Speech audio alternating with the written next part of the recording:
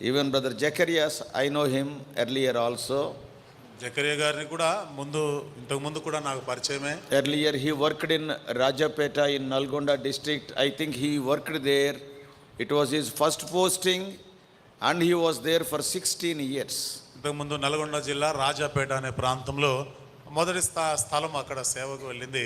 దాదాపు 16 సంవత్సరాలు అక్కడ సేవ చేసినాడు. Very remote area, very poor believers. చాలా మారుమూల ప్రాంతం అది. పేద విశ్వాసులు అక్కడ ఉన్నవాళ్ళు. Not only that, opposition is also so much there. అంత మాత్రం కాదు, అక్కడ ఉన్నటువంటి వ్యతిరేకత చాలా ఎక్కువ.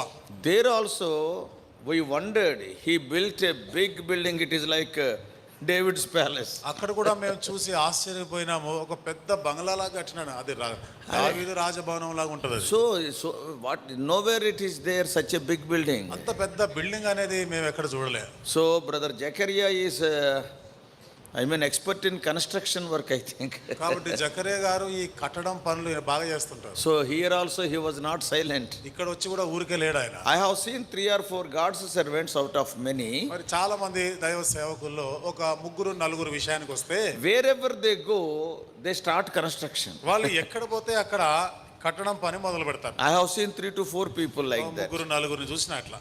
So anyhow here also God has used, during the tenure of our brother, this first floor is completed. ఇక్కడ కూడా మరి సహోదరుడు ఇక్కడ ఉన్న ఈ కాలంలోనే మొదటి అంతస్తును కూడా పూర్తి చేసుకోగలిగిన. బాబుని దగ్గర కూర్చోబెట్టుకోమ్మా. దయచేసి పిల్లలందరినీ మీ దగ్గరే కూర్చో. So now